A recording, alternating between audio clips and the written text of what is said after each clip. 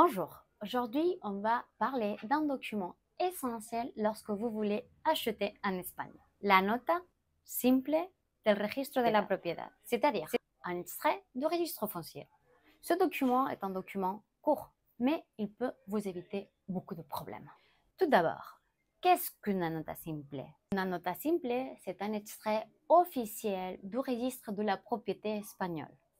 Il contient certaines informations clés sur un bien immeuble en Espagne, à savoir qui est le propriétaire, une description précise du bien, les droits réels attachés au bien, les charges ou hypothèques et les éventuelles servitudes ou limitations d'usage.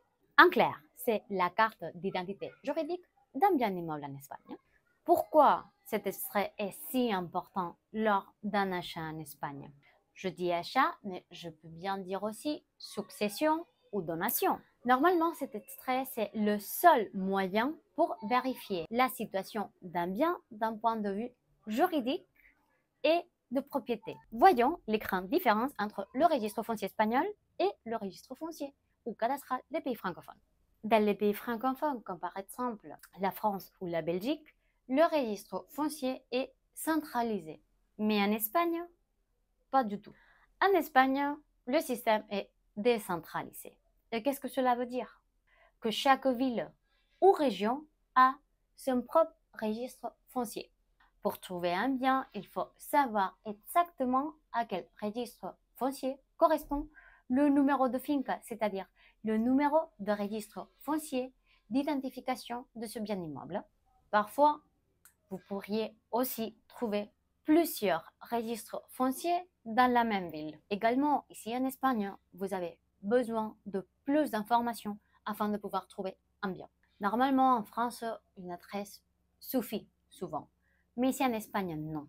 Pour être certain que vous allez obtenir l'extrait pertinent, vous devriez trouver quel est le numéro registral du bien. Et cela n'est pas toujours facile. Toutefois, il est tout à fait possible de trouver ce numéro de finca par d'autres moyens, comme par exemple l'adresse ou le nom du titulaire. Et évidemment, les démarches pour accéder à ce type d'informations pour les étrangers est beaucoup plus complexe.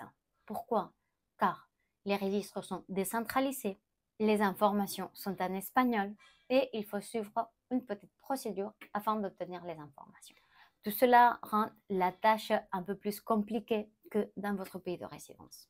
C'est pour cette raison que beaucoup de gens font appel à un avocat spécialisé pour l'obtenir. Vous pourriez avoir écouté qu'en Espagne, il y a deux registres différents, le registre foncier et le cadastre. Mais quelle est la différence? En Espagne, ces deux registres coexistent, mais leurs objectifs sont différents. Le cadastre est un registre administratif. Il répertorie tous les biens à des fins de fiscalité, surtout pour les calculs des impôts locaux, mais depuis 2022 aussi pour le reste d'impôts.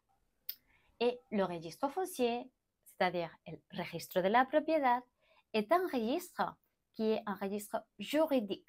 Il garantit la sécurité des transactions et recense les titres de propriété ainsi que les charges des biens immeubles en Espagne. Et si jamais une différence existe entre les deux, c'est normalement le registre foncier qui prévaut.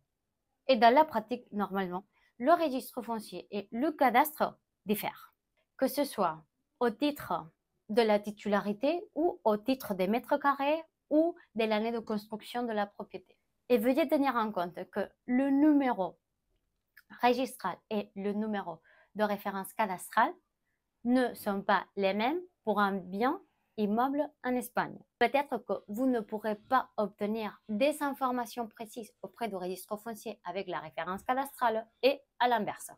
En résumé, si vous achetez, si vous héritez ou vous allez recevoir une donation en Espagne d'un bien immeuble, il est obligatoire d'obtenir une nota simple. Cela vous permettrait de vérifier l'existence ou non des dettes sur la propriété, de confirmer qui est le propriétaire et de connaître les charges ou les limitations de la propriété. Et comme ce système est un peu complexe pour les étrangers, je vous recommande vivement de passer par un avocat spécialiste dans le domaine.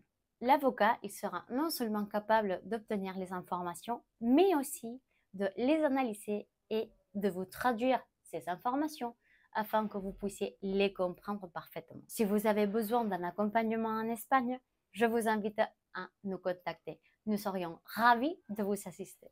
Si cette vidéo vous a été utile, je vous invite à la liker et à laisser vos commentaires. Et n'oubliez pas de vous abonner à la chaîne. À bientôt.